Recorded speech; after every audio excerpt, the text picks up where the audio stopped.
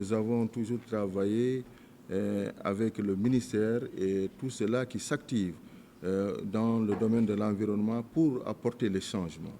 Vous savez que le président de la République a toujours parlé de réformer. Et il a raison, parce que le monde évolue, les dynamiques sociales sont là, et si nous voulons être en phase avec les mutations actuelles, il nous faut absolument changer le cours de l'histoire. Et c'est pourquoi nous, au niveau de l'Assemblée nationale, dans le cadre de nos réseaux, le réseau des parlementaires pour la protection de l'environnement, qui a obtenu ce financement-là de Globe International, avec, comme l'a rappelé tout à l'heure Madame la colonelle, avec le Congo et le Nigeria. Nous avons été financés sur la base d'un appel à candidature et nous sommes résolument engagés à travailler dans ce secteur important parce que l'environnement est notre tout et il faudrait le comprendre comme tel. Et comme ça, tout le monde, effectivement, va trousser les marches pour travailler à ce que nous ayons un environnement meilleur, un environnement amélioré. Et je disais donc que nous avons, au niveau de l'Assemblée nationale, travaillé pour, effectivement, notre pays, nous avons impulsé vraiment l'adhésion du Sénégal à la Convention de Gaborone et à RED+. Et cela est extrêmement important. Nous pensons que nous devons toujours venir en appui aux politiques définies par l'État et en même temps porter le plaidoyer des populations dont nous avons le mandat. Et sous ce registre, nous avons reçu l'accompagnement de tout cela qui s'active là-dedans et particulièrement du ministère. Et vous avez l'engagement vraiment du ministre à nos côtés et il a toujours été attentif à tout ce que nous faisons et nous le remercions pour cela aujourd'hui. Et ensuite, nous avons également travaillé pour que ces 3 études, effectivement, apportent des changements au niveau du secteur de l'environnement dans notre pays, pour que nous soyons en phase avec tout ce qui se passe au niveau mondial. Vous savez, la question de l'environnement est complexe. Vous avez vu que les COP ont régulièrement eu à mettre le focus sur l'environnement. C'est parce que c'est cela qui va dicter l'avenir du monde.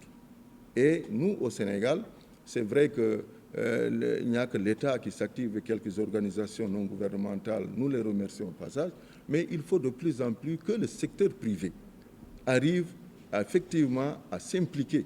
Le secteur privé, le président, dans tous ses discours, vraiment, il appelle les secteurs privés à pouvoir se mobiliser. Et nous, au niveau de l'Assemblée, en tant que députés, nous allons continuer à porter le plaidoyer pour que notre secteur privé puisse quand même, parce que le secteur privé regorge de cadres extrêmement compétents qui comprennent mieux que nous-mêmes ce que c'est l'environnement, la question environnementale. Je pense que, vu sous ce registre, ils pourront être effectivement amenés un jour à adhérer à cette action-là ou à l'ensemble des actions pour lesquelles ils doivent être présents pour porter vraiment le Sénégal très haut. Par rapport à la question de Fodé, en fait, l'objectif de 100 millions d'hectares, c'est vrai qu'au niveau de la Grande Muraille, au niveau panafricain, à l'horizon 2030, c'est un objectif de plantation de 100 millions de plants. 100 millions de plants, si on devait le traduire en termes d'hectares, c'est énorme. Parce que si je me réfère seulement à la portion du Sénégal, nous avons à planter à peu près 817 000 hectares. 817 000 hectares parce que nous avons 545 km à restaurer. 545 km qui nous donnent de Léona à l'ouest jusqu'à Bélé avec la frontière du Mali. Cela donc nous réserve à peu près 16 communes au niveau desquelles on a, et c'est important de le considérer, on a 3 écosystèmes qui sont relativement différents. Nous avons un écosystème agroforestier qui va peut-être de Léona jusqu'à Sierre, pour ceux qui connaissent un peu cette zone. Et nous avons également un écosystème sylvo-pastoral, donc cette vaste zone du Ferlo, puis un 3e écosystème qui est un écosystème agro-sylvo-pastoral, qui irait peut-être de Oudalaï jusqu'à Bélé à la frontière avec le Mali. Donc tout le département de Bakel, une partie du département de Kanel. Vous voyez un peu, en zone sylvo-pastorale, c'est relativement plus important, mais c'est aussi plus difficile. Parce que comme vous le voyez un peu, c'est une zone sylvo-pastorale. Le plus grand nombre de cheptels que nous avons au Sénégal se trouve au niveau de cette zone. Et nous avons à la fois le pâturage qui est menacé par l'exploitation des communautés, mais également par les feux de brousse. C'est aussi un enjeu extrêmement important pour lequel nous devons faire très attention. Chaque année, on a des feux qui parcourent les différentes zones du territoire. Et nous avons donc pour objectif de les protéger. Et c'est important pour pouvoir satisfaire justement à ce république dont parlait le colonel, il faut que nous puissions préserver ce pâturage à la fois herbacé mais également aérien. Et ça, c'est en luttant contre les feux de tout. Des dispositifs sont mis en place pour faire cela, notamment par la mise en place des pare-feux. Dans l'introduction du président, il parlait de moyens pouvant permettre de faire face à ce dispositif. Nous avons des communautés qui transhument une bonne partie de l'année. À partir du mois de novembre, décembre déjà, pratiquement les communautés pastorales ne trouvant plus de l'eau, parce que ce qui est important dans cette zone est difficile, la grande contrainte, c'est l'eau. Il pleut très peu, en très peu de temps, en saison des pluies. Donc, ça veut dire que si nous n'arrivions pas à restaurer ces écosystèmes, l'aridité va être de plus en plus importante. Et si l'aridité est importante, ça veut dire que les communautés auront du mal à rester sur place et à générer des revenus qui leur permettront de gérer durablement les ressources. Voilà pourquoi c'est un défi. C'est difficile, c'est important, mais c'est aussi quelque chose qui est un enjeu crucial pour la survie des populations du Sahel.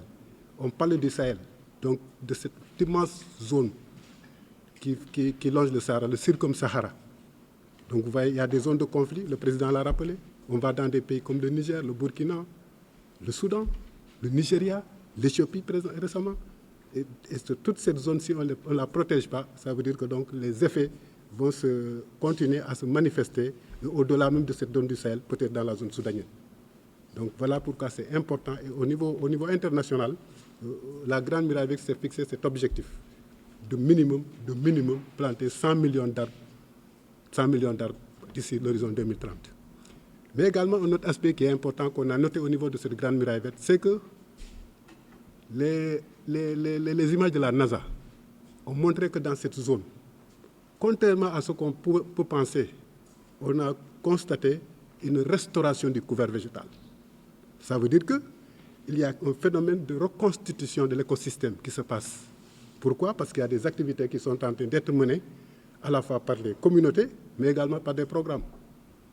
Peut-être qu'à l'image visuelle, ce n'est pas très important, mais quand on constate cela à cette grande échelle, ça veut dire que quand même, il y a de quoi être optimiste. Et que si l'accompagnement se fait, comme l'a rappelé le président et le colonel, je crois que donc on pourrait, d'ici en 2030, arriver à asseoir cette reconstitution de ce couvert végétal. Question de financement durable des forêts. Moi, je ne connais pas ce qu'on a fait à la COP26. Je n'y étais pas et je n'étais pas à la restitution. Je n'ai vraiment pas suivi sur les financements déclarés ici, accordés à l'Afrique centrale.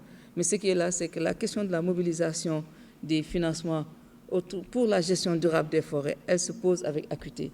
Ça, il faut bien le noter, parce qu'il n'y a peut-être certes pas beaucoup de ressources financières, mais les rares ressources qui existent sont peut-être transférées dans des secteurs que d'autres supposent être plus prioritaires que la gestion durable des forêts. C'est normal que l'Afrique centrale en dispose, parce que là, c'est vraiment un berceau des forêts pour l'Afrique, en même temps que l'Amazonie pour l'Amérique latine. Donc, à ce niveau, je ne pourrais peut-être pas vous donner un montant fixe sur la gestion durable des forêts, mais le constat que je fais avec vous, c'est un constat de manquement. Il y a un gap à rattraper, et je pense que les autorités étatiques sont bien conscientes de cela. Heureusement que nous sommes à côté des députés, donc du Parlement, et qu'ils constatent avec moi qu'il est nécessaire, en tout cas, de revoir. Ce n'est pas moi qui devrais le dire, mais il est nécessaire, en tout cas, que l'on voit en profondeur donc le budget qui est accordé au ministère de l'Environnement. Reste entendu qu'il y a beaucoup d'autres secteurs à prendre en charge. Pour ce qui est de la loi sur la biodiversité, oui, elle existe. Elle est en construction depuis presque 2012. Elle a été revisitée l'année dernière, je pense, Diédiou, si je ne me trompe. L'année dernière, on a eu une séance de travail technique avec la direction des parcs nationaux, qui est la tutelle de la Convention des Nations Unies sur la biodiversité. Nous avons revisité le texte qui nous avait été proposé par des consultants. Nous avons ramené ces consultants donc pour voir comment, actualiser le texte et ensuite enclencher son processus d'adoption. nous en sommes à ce niveau. Nous sommes toujours dans le toilettage du texte et que je pense que d'ici, en tout cas, le premier trimestre de l'année 2022, Inch'Allah, je pense qu'on devrait avoir une mouture d'un pré-projet de loi, donc à discuter ensemble encore, de le valider avant donc d'entrancher le processus d'adoption au niveau des autres institutions.